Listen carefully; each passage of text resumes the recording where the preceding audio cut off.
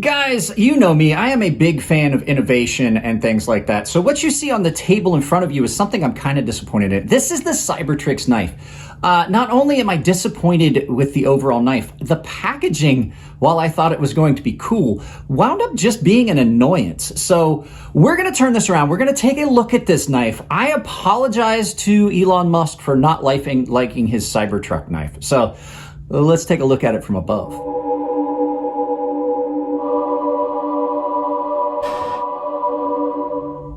Guys, this is one of those times where I'm torn between the cool factor and the useful factor. So we saw this knife a while ago. I just did it like a first day in pockets, first day carry. This has been here for a while. It's been in and out of pocket a few times. And I gotta say, in this case, just because you're unique does not mean you're useful. So I don't want to bag on this knife too much. We'll get some specs and stuff if I can find them. We'll put them right here. And we'll just go ahead and we're going to jump into some size comparisons here in just a second. But first, I wanted to mention this case. The first annoyance I have with this knife is this case. And this is kind of cool, but in all honesty, it winds up being a pain, and it winds up being something like I would not keep this. This would probably wind up in the trash if I wound up owning one of these. So let's go ahead. Like I said, we'll get this out of the way. We'll get some size comparisons started. So your first knife is going to be the Benchmade 940, and you can see Benchmade 940 is a full-sized EDC. It's not a small knife. It's also not a big knife, so they're coming in really similar. Your next knife is going to be the Trivesa Orion, which is another unique knife, but is useful. This is actually a really good knife. It's just, like I said in the video, it's just ugly. I just can't get past the way it looks. So there you go. And your last knife, as always for comparison, is going to be the Chris Reese Sebenza Large 21, which is just a average size knife. Most people should have a good reference point there. It's just a little bit larger than the Cybertrix. So let's get this out of the way and let's talk about this knife that I really, really tried to like.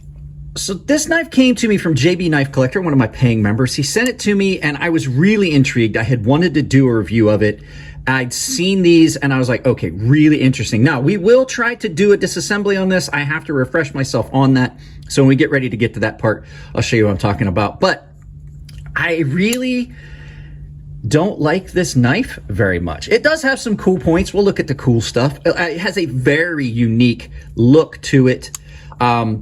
Really striking finish, assembly, interesting features. It's got thumb studs that you can reverse flick off of. They are tight, and a very unique shape to it. Almost kind of a Tonto, but done in a fashion where it's unusual, where you have your marriage point all the way back here in that Americanized Tonto. And I will say it's done in quality materials. It's done in titanium and M390 steel. The scales and frame on it are in 420, I believe, if I remember correctly. Give me just a second. I can tell you for sure. Yes, I was correct. It is 440C internals. So this is apparently titanium with an inner lining of 440C. These are basically these are like scales on this. So you have a lot of interesting features, but like I said, there are so many things that just go along with this that it's just something that I don't think was real well thought out. So I will say it came very sharp. That is the factory edge. It is still very, very sharp. I did not sharpen this, and I didn't do any real cutting with this for a couple reasons. One, it's not my knife, and two, I just didn't find it comfortable to use the way everything was set up. So there's not a whole lot to talk about on this. We're gonna go ahead. I will do the disassembly. I think I will talk you through and walk you through what I found on how to do this. So I actually had to look up a video. They recommend a plastic tool for this. I don't have anything that will work. So we're just gonna go ahead and we're gonna get through this. Give me a second to grab a couple things. We're gonna take this somewhat apart and I'll show you how the disassembly works. Okay, so first of all on this, This is kind of like, I feel this is a little dangerous because this knife doesn't have much in the way of protection, and you have to do this part here with the knife open, which means that you have to hold this. I don't have anything hard plastic that I could use to do this, but you pull back on this and you lift up that part and you pull it up a little bit, okay? And then you unlock your knife and then you can pull that and push that forward. But the only thing that that does is it just gives you access to the screws on this side, which is the external side, the lock scale side. For you to take the scales off, there is still, like, I thought this was gonna be one of those ones where you basically just take it a quarter turn and then it pops off and everything done. No, it's just a very complicated way to get to the hardware. So you take these two screws out and then you rotate this, or well, you unlock that, and then you rotate this past so you get access to that third screw, and you can take that scale off, and then you do the same thing on this side, which is just basically, it's a more complicated way of removing your scales, if you see what I'm saying. Like, it doesn't really make it easier. I thought this was gonna be one of those ones where you just take that out and you make a quarter turn and it cams off and you just take the knife apart and you didn't have to do any more screws. No, there's definitely still a lot of hardware that you have to do. So let's get this put back together. Putting it back together is pretty simple. You just put this piece back in.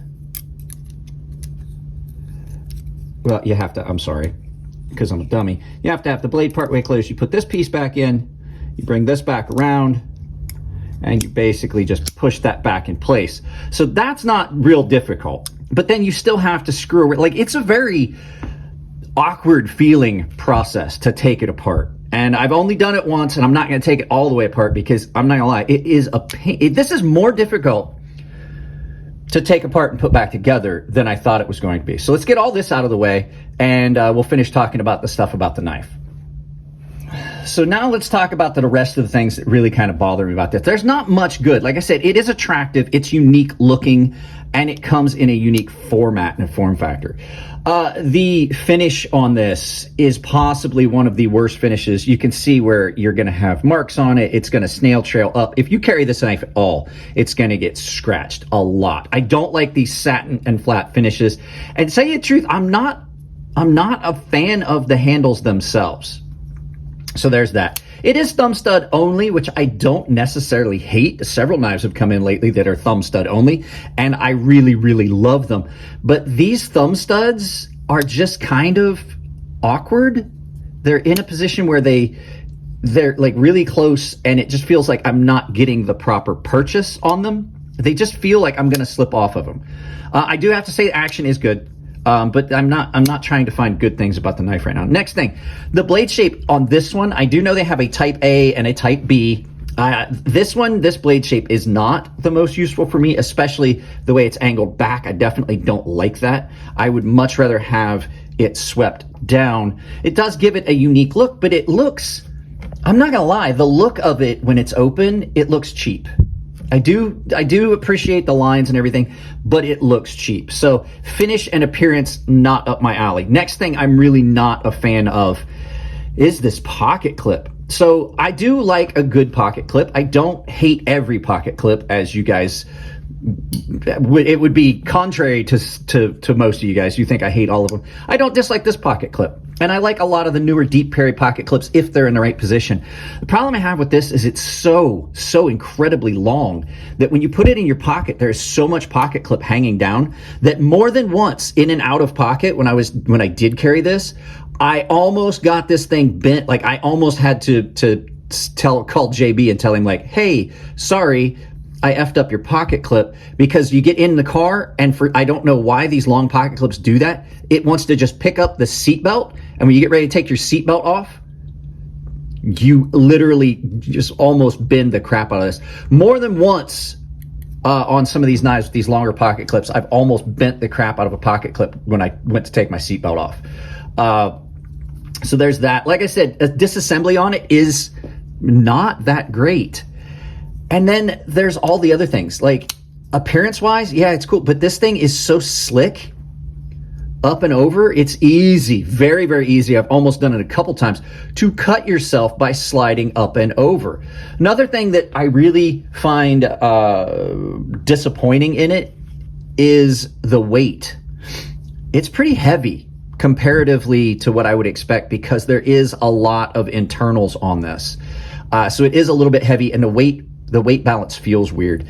And then one of the last things here, the access to the lock bar is almost non-existent.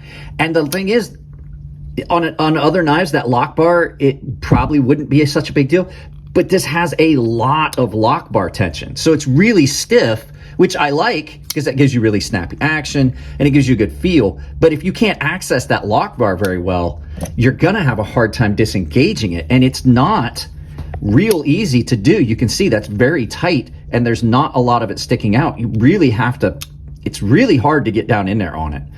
So, I mean, I really wanted this to be something cool because it is very interesting looking. But that's about as far as it goes. It looks interesting, but it's not something I would spend $400 on. These are out of stock. The one website I found for this specific knife is no longer existent. It says that the website cannot be found. I did find the company's website. These are done by Reich. And they are, like I said, they are unique, and you get some pretty cool marketing on it and branding. It looks futuristic, but this is one of those times where, like I said, just because you're unique does not mean you're useful. So if you guys have this knife and you like it, that's great. I'm sorry, I'm just saying, for me, this is something that is just all flash and no function. Like, I couldn't find a day-to-day use for this. It looks a lot like a butter knife. It looks like a butter knife that they sell on Amazon. That's this fancy one that's supposed to like pick up the heat from your hand and transition it down the blade, and that way the butter gets spread easier.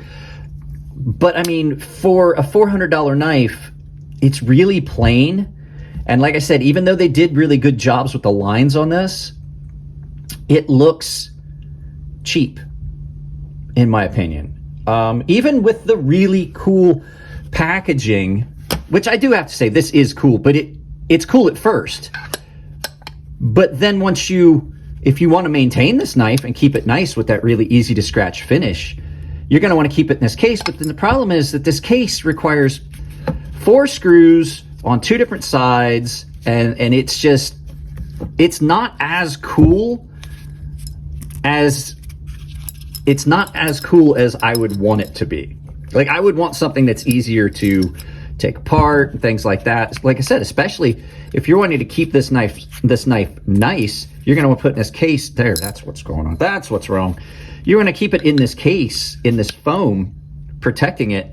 Well, then every time you want to pull it out, you got to have a screwdriver. And it's not like you got to screw it from one side and then the other. It's just, I think it's just, this is one of those knives that just as a knife user will never appeal to me. Maybe as a collector, this would be something I would more gravitate to. But yeah, just the whole package, I'm just overall disappointed with it for something that I was really expecting and wanting to like. So that's it, guys. Let's turn this around. We'll do some final thoughts. I got a reduced shooting schedule for the next couple of days. I got to get stuff done before the wife and kid get back. So yeah. Let's go ahead and turn this around and do some final thoughts. Yeah, guys, it's a unique and intriguing thought and design. I find too many issues with it, and it doesn't feel safe. I don't have that feel like this knife is secure in my hand. It just feels like if my hands are wet, I'm going to cut myself. So, I mean, if you like the knife, everything I say in these videos, everything I say in these videos is my opinion and my opinion alone. So take that as it is. Don't get upset just because I don't like something you like. It offers a different perspective on something you may not have noticed about a knife. So at any rate, yeah, that's all I've got on this one. I really tried to like this one. So guys, if you liked the video, give it a thumbs up. If you don't like the video, give it a thumbs down, but tell me why. I can't change the content if you don't tell me what it is you don't like. If you want to support the channel, it's as simple as like, share, subscribe, drop a comment, hit the bell icon. The like is the most important thing you can do. That's what pushes channels up the algorithms. It's as important as viewing a video. Views on a video are important. The likes on a video are what pushes it up the algorithm. Other ways you can do it if you want to do it financially, I have a ton of affiliate links down in the description below. Any of those affiliate links support the channel directly. If you use the Amazon ones, it does not have to be the item you clicked on. If you're going shopping, just click on one of my Amazon affiliate links and then type in what you're looking for. It still supports the channel and it doesn't cost you anything at checkout. Coffee Brand Coffee is offering a discount with my coupon code CrazySharp, all one word, all caps, or you can just use the affiliate link and still get the same 5% off. And other ways you can do it, I have a membership with 3 different tiers. Baseline and premium tier members get in on giveaways. The just looking tier, well, I should say, let's start that over.